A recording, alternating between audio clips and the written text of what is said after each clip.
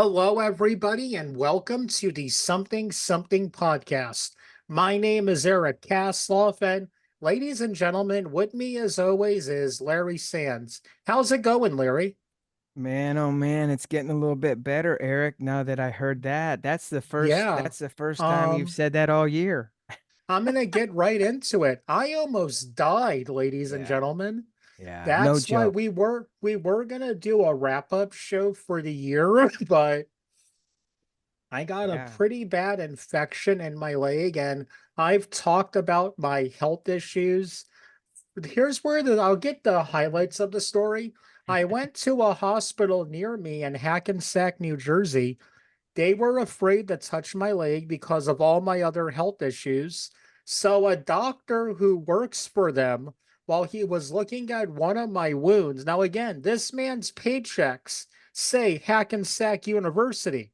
And he told me and my mom, you need to go to NYU.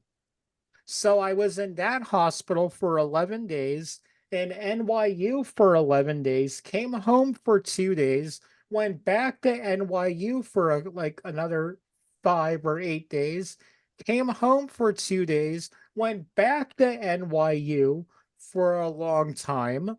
So yeah, man, apparently because of the infection, I went septic Yeah, and I could have died, and it's man. pretty intense. It is intense, but We're something gonna just do a whole podcast breaking down everything that oh happened during God. the time. Well, Yeah. stuff that I could Yeah. remember because while I was there, I discovered something called Dilaudid that helps with pain. And Yeah. holy cow, Yeah. Yeah. wow. I was gonna say, It's and like getting a hug from Jesus is the best way I could describe that medicine. But Larry, while I was there, I'm a reader. Unlike you, I like reading because I yeah, can. right. And, Right. I love talking with writers. And man, I also am passionate about movies. And when I saw who our guest is, I was like, oh my God, is this the guy who they base Blow on? But no, Larry, tell us about our guest. Oh my goodness gracious, Eric. Actually, that is probably the closest movie probably out there, right? Or maybe Scarface? I don't know. Ladies and gentlemen, our first show back is a doozy. Yeah, Um, it's it's a how can I say this, Tom? Welcome to the show. And I'm trying to pick out my correct words to pitch this, but I don't think I'm able to. It is an incredible true story though, right? And the book is called Next Run, and it chronicles your life. How could I put this? Should I just put it out there? Sure. yeah. As a drug runner? I prefer the term smuggler. Perfect. Excellent. I love it. Yes. So did Han Solo. Exactly. No, this is absolutely amazing. A smuggler, and this was in the 60s, correct? And early 70s. 60s and early 70s.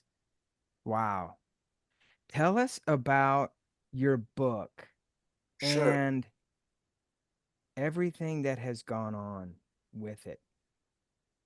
Sure, I will. I've got to tell you, though, as a physician, I'm kind of drawn to Eric's story. Evidently, he had a cellulitis. I'm wondering if he has diabetes and all this, but that's not the subject of this talk. So Not at let me all. I get don't to have any of that. smuggling. Uh, Back in the 60s, 1965 to be specific, I was a student at UC Berkeley, and I got pretty caught up in the 60s. I fell in love with pot and brought some pot back from Mexico on a lark with two friends. As a result of that, I had established a contact. I never imagined becoming a smuggler. I thought that would just be a story to tell my grandchildren, as they say. But then a number of coincidences happened, and I got involved with smuggling pot into the country in straight looking cars driven by straight looking secretaries. I then graduated to using planes. I partnered with a pilot, and we were bringing in a half ton at a time. And that lasted for 11 runs, quite a few runs. And it eventually fell through thanks to Nixon's Operation Intercept. I hate to give Nixon credit for anything, but so then I resorted to wading 80-pound sacks through the Rio Grande, which is actually kind of fun. I've always been kind of a nature buff, and being out on the Rio Grande in the middle of the night was kind of a thrill. That didn't last too long on account of the people I was working with. And I ended up running out of ideas, and I actually became a totally legitimate and legal importer of embroidered clothing from Mexico with my girlfriend. And we roamed around Mexico in a pickup truck with the surfboards on top, living like gypsies for 2 years. But my reputation in the smuggling underworld persisted, and I was invited to become a partner and manage the Colombian end of an operation using a Beechcraft D-18, which is a twin-engine cargo plane, to carry it a ton at a time out of Colombia with a drop of bales to the water off the coast of Florida to be picked up by waiting speedboats. And at the same time, my Mexican contacts were sending me tons at a time. They started with 2 tons and then 6 tons. And they were crossing the California-Mexico border in a semi past a border guard that they had bribed. So then that went on for several months, during which I made a lot of money. And then I did something very unusual, which shocked the smuggling world. Okay. I'm That's, hooked. I want to know more. yeah, that's absolutely amazing.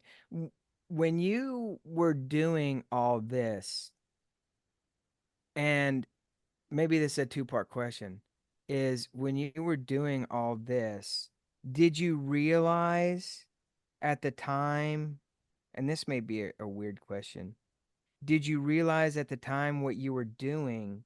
And then, and I guess maybe what I mean is, obviously when we do things in our past and we grow up and we look back on them now, is it a fond memory? Is it a memory that for better or worse is an exciting memory? Absolutely. I had a ball, but I only did it, and you've brought up an interesting subject that I hadn't really thought about speaking of, but it's in the book. I did it because I was crazy. You'd have to be crazy, really. Right. I was very bright, middle class, and white, so I had all the advantages. And living in California, I mean, what more can you want to get started in life? And for me to risk all of that was really insane. But I had actually identified mental illness in myself at age 6, and it was the 50s. People didn't talk much about mental illness. In fact, the word depression, depressed, those are words you hear practically every day nowadays. Those words weren't used much in the 50s. Psychoanalysis was really popular in the 50s, but it was more of a fad thing to analyze yourself. And mental illness was not that well understood or spoken about in that time. And the fascinating thing is that I pretty much got halfway to overcoming my mental illness through smuggling, a very odd way to do it. Wow. But I ended up coming very close with a lot of male role models. And that helped a lot because that was something I needed. And then towards the end of the book, I hint at how I finished the process of completely ridding myself of the mental illness that I ended up with as a child. Wow. Wow. So because I got away with it, they are fond memories. If I hadn't gotten away with it, I don't think I'd be very fond of them. Right. You wouldn't have wrote a book, and you wouldn't be on the podcast right now. Exactly. And I gotta tell you, as a physician, I worked in a hospital for quite a few years and treated prisoners. We had a jail ward, And when I saw them shackled and wearing orange, I couldn't help but thinking, there but for fortune go I. Oh man. And it Wow. was a weird experience. Yeah, I bet. I So I bet. want to know about doing these runs and, working with the cartels pretty much. Was there any fear involved or was there an Mm. adrenaline? I think that's what you were hinting at, the adrenaline of doing something like this. Okay, that's a great question. First of all, it was totally different from anything you've ever seen in film or in another book. It was Really? all upbeat. The cartels hadn't yet been established. The honor and integrity of the people I dealt with was unbelievable. It Wow. goes beyond, in some ways, what I see in the so called straight legal world. Just to give you an example, when those the Mexican contacts were sending me tons at a time, I didn't want to go near this stuff. So what I did is I had three trusted friends, and I just told them go in and take out a certain allotment, and they did. And I didn't lose, a kilogram of that stuff. They were very honest. They paid me for everything they took out, and there's a kind of funny irony in that too, because a lot of this was kind of like funny money and almost had an unreal quality to it. So Mm. during one of these 6-ton runs, uh, hey Tom, I want to borrow your Martin guitar. I've got a gig tonight. And I was just horrified that he would ask to borrow my guitar. I wouldn't loan that guitar to anyone. And Right. then he left disappointed, and I thought to myself, well, I'm trusting him with God knows how many hundreds of $1,000s of grass, and I won't loan him a guitar that isn't even worth $1,000. But the difference was the guitar was real, and the money in the grass, it was kind of like funny money and funny Wow. grass. Yeah, there was some Wow. reality to it. So Wow. this is before cocaine and, Escobar became like the kingpin on all that stuff. So you were just mainly pot was like the main thing? Well, yes, but heroin became involved.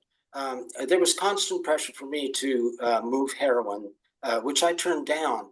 But my roommate jumped my contact, and Mm. to jump a contact means to learn about it through someone, but establish contact without that person's permission. And Mm. he began a smuggling operation. And in fact, do you want me to just read a passage about this guy? Oh, Oh yes, yeah, God please. bless. Yeah. Yes. Okay, so here he is talking about the first time that he's brought the heroin across. Um, he told me about their first run when they ran 2 ounces. He said he simply taped them underneath his balls and walked across. Quote, you know the feeling. You're hanging around Tijuana, you get your shoes shined by some little kid, you knock off a couple quick shots at a bar, and then there's no more stalling around and you've got to do it. I was in the pedestrian line, and this old bastard pulled me over to the side and frisked me. I felt his hands work up my legs and saw my whole life pass before my eyes. But when his hands bumped the ounces, he didn't even react. I'm telling you, these ounces were packed so tight with tape they were like rocks. Jake made a fist and laughed.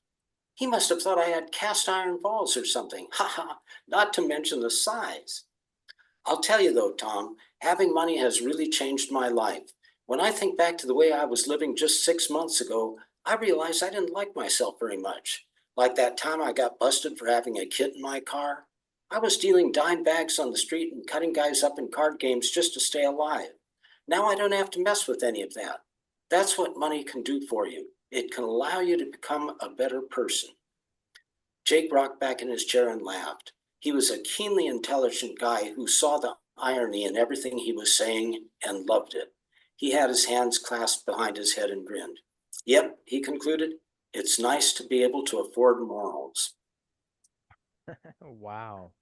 Wow. It's hard to imagine because when you grow up and watch the movies, right? Uh-huh. But then it was I guess it was the fun-loving 60s, right? And 70s in a way. And the way that your book or the passage in your book you just read, it's so matter of factly because when you look at things today, I mean, they'll kill you. Did you ever, and I know you had said that, it was different. It wasn't that that killer vibe. But did you ever once, when you were talking to these guys, like feel like they were gonna kill you in any way if you messed up? Not at all. Uh, Wow.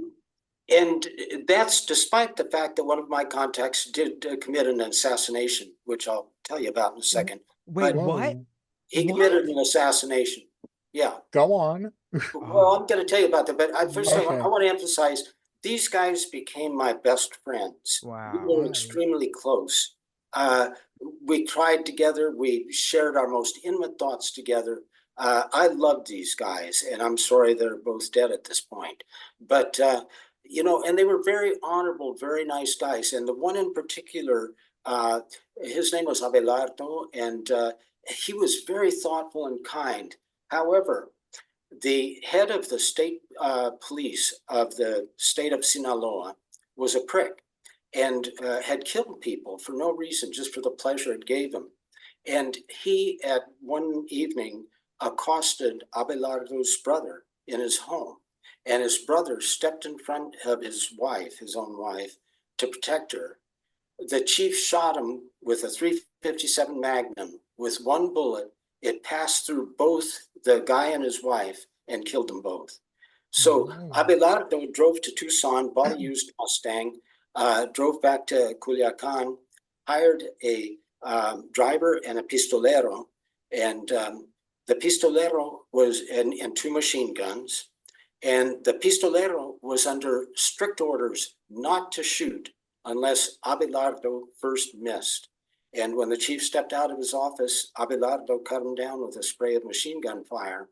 Wow. And a chase ensued, and Abelardo got away in this Mustang they had bought, and they set it on fire, but they should have realized that's not going to erase the vehicle identification number. So they Oh were able to boy. trace the car to the lot in Tucson and eventually to Abelardo.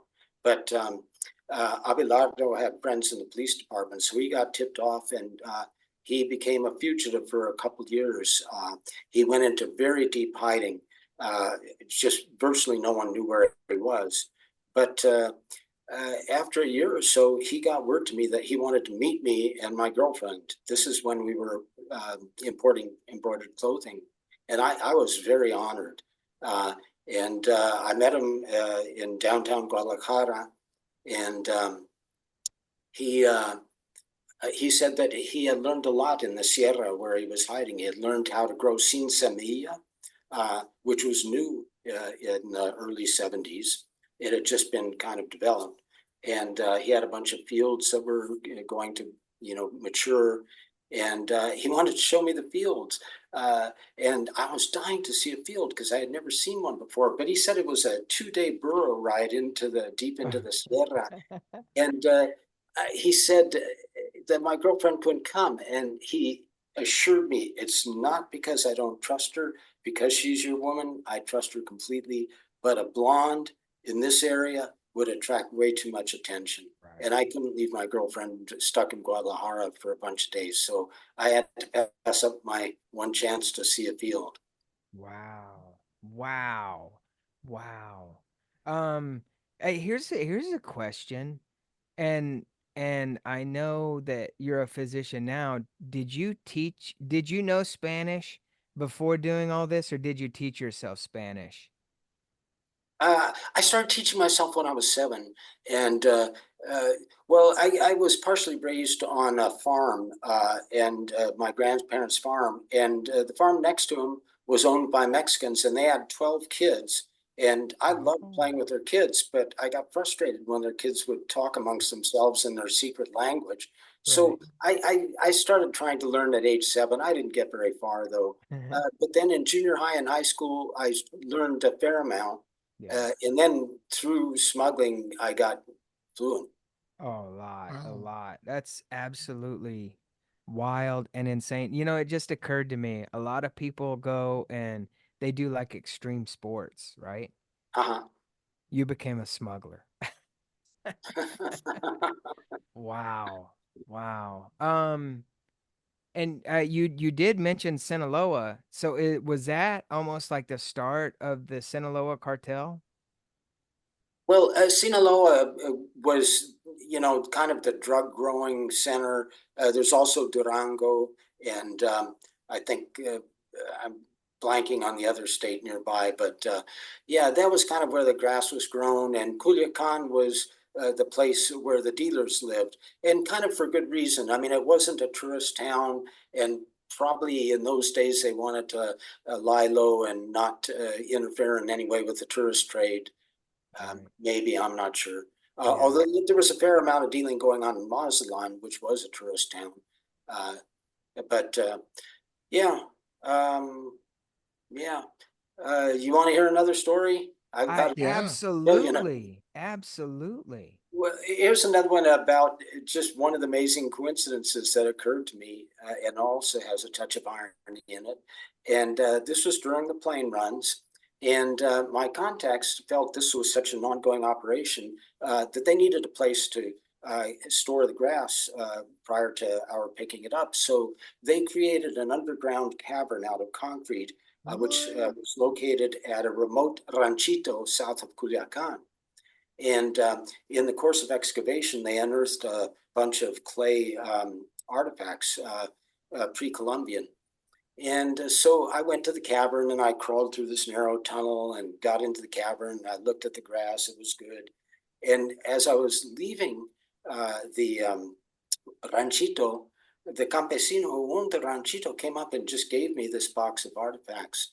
And I thanked him profusely and told them I would treasure them forever, which I have. Uh, Oh, and wow. there's a bunch more. Wow. Your listeners can't see them, but so anyway, the pickup went smoothly. And instead of flying home like I usually did, I got this urge to take the bus. I wanted to see the Mexican countryside roll by, and I wanted to reminisce along that highway because my previous partner and I had driven up and down that highway many times in the car running days. So there's hardly any Americans in Culiacan. But when I get in the bus, there's this older American at the back. And I quickly look away as I don't want, have company or anything. So I take a seat in the front. The bus gets rolling. The old guy comes up and wants to sit next to me. I can't say no. And he proceeds to bore the heck out of me with the details of his inconsequential straight life. But after a few minutes, it comes out he is a retired U.S. Customs officer. I'm thinking I have just Oh my struck gold. God. I'm going to milk this guy for everything I can get out of him. So I started Wow. encouraging him to talk about his work. And unfortunately, it comes out that in over 40 years of service, he never graduated above rooting through people's luggage and didn't know the first thing about planes or radar. So I couldn't Oh, get any useful information out of him. So it's a 22-hour trip to the border. He's boring me the whole time. He even follows me to restaurants during the Oh rest breaks. man. We get to Nogales, and I'm really worried now because I know it's illegal to bring these artifacts back. Um, so I open my bag, I get out a comb, I'm trying to make myself look as respectable as possible. Well, the retired inspector's instincts for peering into people's luggage didn't fail him, and he spots the uh, artifacts, and he says, "What are those?" And I said, "Oh, just some artifacts," and I close my bag. Well, he starts staring ahead, and in a really serious voice, he says, "I'm afraid it's my duty as a retired U.S. Customs official to tell you that oh, it's illegal to bring those artifacts back. They Man. belong to the government of Mexico." So at that point, I'm thinking, okay, he's bored me for 22 hours. Now he's going to prevent me from bringing back these artifacts. I'm going to strangle him. And he turns to me with this coy look and he says, "Tell you what, though, if they ask you what you're bringing back, don't call them artifacts, call them curios and stick close to me. They're liable to be buddies of mine." So Oh I did wow. exactly that. The custom people recognize him, don't ask a question, wave us on through, which just goes to show everyone's a smuggler at heart. It's amazing. I love Yeah, it that. it just kind of occurred to me that yeah, and this is probably a totally crazy question, but did you like the little artifacts that you have, did you pick up things along the way that and you still have them and then when you look at them it absolutely reminds you of that time in your life? That's a weird question. Uh, I don't know that it's weird. The sad answer is no. I have lost, aside from these artifacts, I don't even have a photograph of myself from those days. Yeah, Really? it's sad. Well, Oh, you know how it is when you're that age. You think your life mhm. is going to go on forever. You don't realize that things always come to an end, right? Right, And right. so, and I was so in the middle of it that it didn't occur to me to stop and take photographs, Oh, wow. And Yeah. so, yeah, I wish I did have some memorabilia from that era. Yeah. Yeah. But Uh, to get back to your other question, no, I never ever felt fear with my contacts. And in fact, there were a couple times where there was danger, and their first instinct was to get me out of the danger first, Wow. and leave the danger to them. Yeah. wow. So there were two Breaking Bad type folks in my story. And without going into the Yeah, details, yeah. uh, they ripped me off for $7,000, framed me, and had me thrown into the Mazatlan jail, and where I was told Oh, I would get 3 to 7 years. what? And but I'll just leave that as a hook. Oh Uh, no. but Now we really have to Yeah. get the book. This is amazing. and that's actually my favorite section, the Mazatlan jail. It's a very interesting section. But Wow. yeah, these two guys, they were famous. They were the biggest dealers of those days. They were Manuel and Modestillo, and they were straight out of Breaking Bad. You Wow. couldn't get them to crack a smile. They were heavy, and sinister and all that crap. In fact, Modestillo wasn't even wearing a shirt when I met him. Uh, and that was with good reason. He had all these knife scars all over his chest Ooh. that he kind of wanted to show off. And he had a gold crucifix dangling in his very hairy chest. Uh, and a 45 tucked at his waist. So it Wow. was all part of the uh, scene. But aside from that brief experience, my experience was the exact opposite of what you see in the films. And for that reason, I like to think of my book as Unbreaking Bad. I Ah, like that. that's very cool. That's very, very cool. How in the world, Tom, did you decide? Okay, how did you decide to write your book? And do you remember the moment you said, I should write it? Oh, I mean, even while it was happening, I talked about writing it because it was so Oh, amazing. And it really followed a novelistic pattern. These coincidences and stuff, you see them in fiction. Right. Artists, writers have the license to create Yeah. coincidences Yeah. in fiction. You don't expect it in a In true life. account. And yet, all these coincidences did happen. And there were times when I thought, gosh, is some higher power using me to try their hand at writing a novel or something? Right. But so I knew it had to be written, it had to be told. And then when I got out of it, I sat down and wrote an entire account of it. And my writing sucked at the time, but I got all the facts down, and that proved incredibly valuable. Because if I hadn't done that, I think after a few years I would have started to forget facts. Oh Um, yeah. Oh yeah. wow. Yeah. How long did it take you to to formally write your book? Oh, 50 odd years. Oh, I mean, okay, Oh, well, yeah. okay. here's the thing. I got into medical school, which is very demanding, a residency, being a rural doc, raising a family. So, I tried to write, here and there. Uh, but my writing always sucked. I'd write, and of course, when I was writing it, I'd relive the days and I'd think, oh, wow, this is it. This is it. And a week later or 2 months later, I'd get a chance to look what I had written, and it sucked.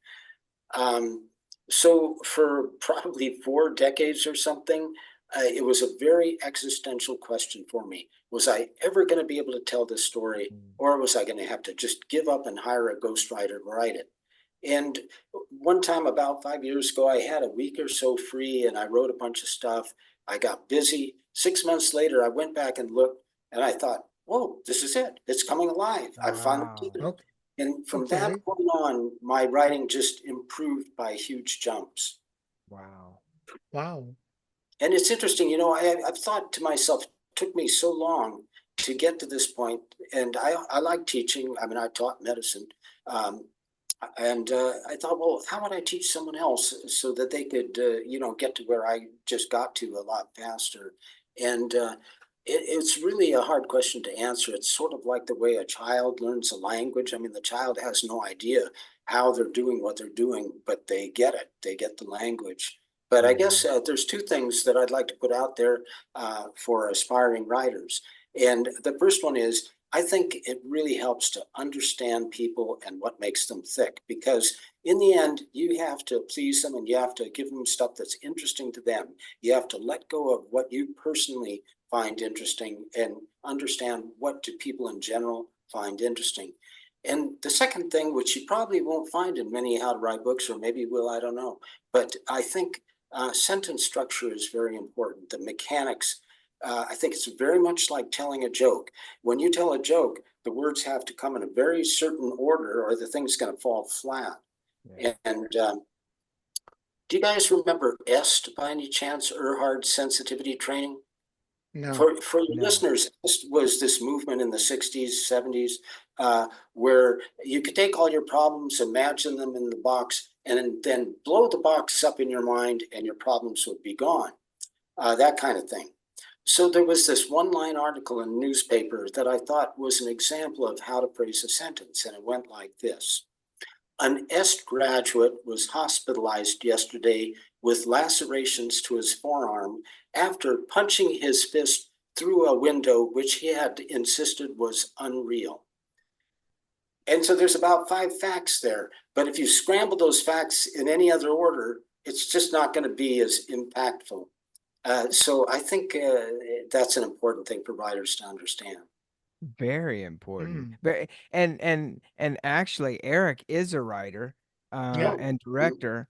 Um and Tom, you're absolutely amazing. You have I can only imagine what it was like to be around you during this time because you seem like a really a happy-go-lucky guy Yeah. and So really soft spoken. yeah, great outlook, great attitude. And um to hear you talk about it so fondly, I mean, I don't want to say it sounded romantic, but my God, when you don't have much to and I say this because knowing what you said and knowing today how violent the gangs are and the drug war is and everything, it does seem like, it's not it's weird and you just said it. Writers have to make this stuff up, but Yeah. you didn't have to at all. At all. You just let it flow out of you. Yeah, the funny thing is, I feel a little bit bad about that. I feel like I couldn't write a novel because I'm just not creative. All I did was, explain what happened in an eloquent way. But if I mean, I think to myself, well, I learned how to write. Now I ought to write another novel, but I just don't think I have the imagination to come up with the details. I I don't know. think you could. Yeah, I think because, obviously this is your life and it's not based on your life. It sounds like it is your life. Yeah, it's true verbatim. Yeah, It's not yeah, based on. It's true. Correct. yeah. And almost, you know, how has the reaction been from do you still talk to your friends from back then? How do they react to something like this, or do they even know?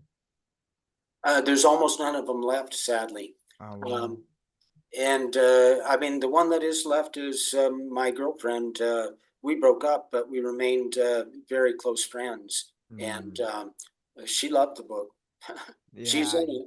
She yeah. actually has a pretty big part in it. Wow. Wow. That's man, you know, I love being able to talk to people who have projects, creative people, and have followed through no matter what to finish their artwork, their projects. And is there anything that you feel that, and I may know the answer to this, but do you feel that you had to go through everything you went through to be the person you are today? Um, yeah, I do. Uh, I sometimes feel bad because I was born with so many advantages. By testing, I was the brightest kid to go through my grammar school in a bunch of years. And so everyone thought I would grow up to be a great scientist. And I mean, on paper, I could have, but uh, my psychiatric makeup made that impossible. Um, I didn't understand people, and I had these mental difficulties that I had to get over, and I discovered a way to get over them by accident, really. I mean, I certainly didn't go into smuggling with the idea that, oh, I'm going to get rid of my mental problems doing this, but that's how it turned out. And I don't know how many years of psychoanalysis I would have needed if I had tried to become a scientist and behave like a totally normal straight person in those youthful days. It would have been almost impossible, I think. Yeah, yeah. And it never really ceases to amaze me how humble I think, Eric, our guests are. Um Seriously. and and it is a thing. I think, Tom, we go through things, and when we look back on them, and I think this kind of goes for whenever we get to talk to our guests who have, like their book and music and films they've completed, is they you can, and as an artist myself, I know the struggle of what it's like going through that. And I would tell you that I wouldn't feel bad about, you know, I just wouldn't feel bad about being who you are. And not to say that you feel bad, but you know, everybody, they just have to take a chance, especially in art. In life, who am I kidding? In life, you Yeah. really have to take that chance. And that's really up to you. You didn't sit on the sidelines. You literally grabbed life by the, what is it, 2-ounce balls. and and you wrote it all the way, and you made it to here. You're able to talk about your life, who you are, who you were, and who you are, and have this amazing book that people can look at and read and feel like they know you. That's so cool and yet so foreign to me, because I mean, this is like your heart and soul, right? Yeah, it is at this point. I mean, you're actually bringing up a subject that I think about a lot, and that is the question of how far do you go in trying to develop your artistic instincts uh, before you give up if you don't achieve success. Oh, And I was married to a fine artist for 30 years, and she was unable to achieve her goals. And she just doubled down like a gambler and spent 8 hours a day, 10 hours a day, 14 hours a day painting, trying to get that painting that was going to sell for 10 or 20 grand. And that never happened. And I read about people like Henry Miller. Well, he sacrificed everything. He burned friends, he borrowed money, he never paid back. He totally screwed his wife and daughter, but he became great, and he produced great literature that has brought an incredible amount of enjoyment to people all over the world. So you can say, okay, uh, we can forgive him for being an asshole because of what he has provided. But on the other hand, if you spend a lot of time, and particularly if you become an asshole in the pursuit of your art and you fail, that doesn't look very good. I know. It's either you're a successful asshole or you're a failed asshole. You never, I don't think, it's it it's just the way it is. I think there's, just like we do another podcast and we were talking to a psychologist and obviously as creators there's these voices in your head that just your creative voice is like yeah, yeah, yeah, and then your other creative voice is like this is not anything. It's the negative and the positive. And and I know by talking to everybody, and even in my creative life, and I don't know how you feel about this, both you, Eric and Tom, but um, you have to, you have to, if you want to, I think, succeed, you have to fight those negative thoughts when they come up. Know that they exist. Look yourself in the mirror and say, F you. We're going to do this. We're getting this done. I'm writing this book. I'm shooting this movie. I'm fill in your blank. You just have to do it because everything, all these catchphrases that people, it's like, and I know we're kind of getting in the weeds. Now we're talking about creative stuff, right? But, Right. but it's like, just do it and have no fear. You can't have fear. If you want to go in to any kind of business for yourself, you have to have no fear. You can't fear failure. You can look failure in the face and go, I'm doing this whether you like it or not. But you have to wake up every day knowing that beyond where you are at this very moment, that the better is out there. It's like a little bird. They Uh, always fly. They have to look for food. They uh, have to. And that's what I think creative people are. Wow. When before we started rolling, I said, the interview wants to go where it wants to go, right? right. And this is part of it. But Well, there's yeah, a film that deals with the subject of artistic endeavor that I loved. It didn't get the interest that thought it deserved. Maybe you've seen it. It's called Frank. Frank. No, Yeah, that Yeah, was check it. really good. I loved it. Frank. Hmm. I've watched it about 5 times, and I even showed it to my mom when she was 100, and she burst out Wow. laughing. Really? Yeah, It's Yeah, it's it's really good. yeah, Frank, I gotta watch that. I gotta see it. What inspires you, Tom? to write. Yeah. Well, just the experience I had inspires me, but a lot of books I have read really inspire me.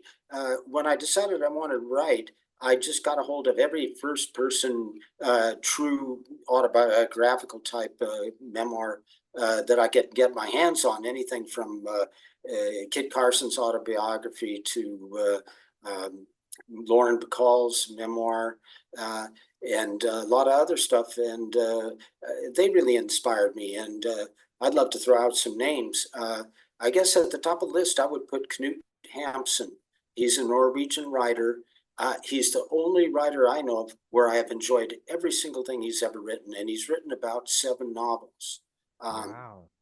and I liked Ferdinand Céline's Voyage au bout de la nuit, Voyage to the End of the Night, something like that in English. Um, and the big one, On the Road. I've read On the Road probably 20 times. To me, One it's of a my poem. favorites. Yeah, it's a poem. I mean, I just read it over and over again, and I get something different out of it every time I read it. Wow. And then more recently, I really love Mary Carr's The Liars Club. And I feel I really learned how to write, how to create similes as a result of reading her Mm, book. Wow. And then Jeanette Wall's The Glass Castle. That was a true account, and it was written in a very straightforward style, but with a lot of wry humor. And that was is kind of the voice that I was, always wanting to write in. And so reading her book helped me a lot. Wow. And I've left out a Oh. bunch of great writers, but that's a good list for starters. That's And then amazing. I've got to remember, I've got to mention You Can't Win by Jack Black. It's a fascinating book. I discovered it way back in the early 70s. No one seemed to know about it. So I had this bookstore hunting for copies, and they'd find copies hardbound, which I would pick up for $5. And I gave most of them away to friends, but I still have a couple. All of a sudden, it became a cult book, and the price of these old hardbound copies zoomed up to $200. Wow. Yeah, Wow. yeah, and it became so well known that it was actually reprinted. I think out of Wow. Berkeley, Black Lizard Books, wherever that is. Wow. Yeah, did a reprint of it. But it was a fascinating book. It was a book about a guy, kind of a loner type guy, who burglarized homes, mainly in the Bay Area, during the late 1800s and the early 1900s. And he has a really good writing style for an uneducated guy. It's kind of amazing that he was able to produce this book. But it's a great read. You Can't Win. You can't win. Wow. Okay. Okay. All right. And then Man. Junkie, I got to mention William Burroughs. So yeah, I Yeah. thought Junkie was hilarious. Yeah. You know, Yeah. Tom, I've thoroughly enjoyed like having you on the show and talking about your book. It it It was it an you know, absolute blast. it's funny that I think a good conversation about great entertainment kind of takes your mind off of things. Sure. And this is absolutely one of those interviews that I haven't thought about anything else that I have to do today. Same. Well, it's been exciting for me to be on the show. I love talking Thank you about this so stuff. much for that. Yeah, yeah. I tell you, I don't know if you have any book signings coming up, and if you're on social media, but if you have anything coming up, please let us know, Yeah, and we'll totally. put the word out for you. Great, I appreciate that. I'm just starting and I know nothing about this publicity business, so I don't have much else. You're the first interview, by the way. What? Yeah. Oh, Well, awesome. I think I did a couple written interviews where I answered Oh, questions in right, writing. right. Yeah. But yeah, this is the first podcast interview. Yeah. Whoa. Okay. Wow, we were your first podcast? Oh yeah, yeah. First Awesome. and Wow. only at this point. Yeah. Wow. There'll Was be so many what? more to come, Oh my friend. yeah, Many more. yeah. I tell you. What? Okay. So what was it like being on our show? Maybe do Oh, I want to fantastic. know? I loved it. I loved it. Okay, good. Awesome. And Thank you. when I said it's a pleasure to talk about this stuff, uh, part of the reason for that is that for 3 or 4 decades, I just kept this stuff so under wraps you wouldn't believe it. Yeah. My own children did not have an inkling of this past of mine until Wow. I told them when they were in their early 20s. No idea. Okay, So wait. Holy Okay, wait. The cow. second half of the show comes up right now. What was that like? Were I they just put okay? it out of my mind, except when I was writing, when I would write it up. But I immersed myself in medicine and in my family, and Right. so that's what I thought about. I Were they surprised? Were they They were did they shocked. were they Oh yeah, in a yeah. good I way could or kind of imagine. Good way. okay, good, Yeah. good. Well, what my older son said, I was Han Solo. Ah, that's amazing. That's amazing. Wow. Wow. Wow. You didn't even tell your I told my kid. wife. Oh, you did. Okay. Yeah, Now, but did pretty you much tell no her one else. right when you met her, you told her your past, or when you started a relationship? Did she know when you started the relationship? Or did you tell Remember, her? I think I waited a while before Did telling you? her. Yeah. But her response was kind of disappointing. Oh, really? She consistently said, "Well, I wish you had stayed in longer. We'd have more money." Ah, is that in the Well, book? I No, think that's with not that, in the book. I think that bump was Ah. the best way to end the show. Tom, thank you so much for coming on. Links to where you can purchase the book will be in the bio if you're listening to us over on Anchor. And when the show goes up, we will definitely tag everything we can to help get the word out for the book. Again, Tom, thank you so much for coming on. And like we say each and every week, folks, remember, be excellent to each other.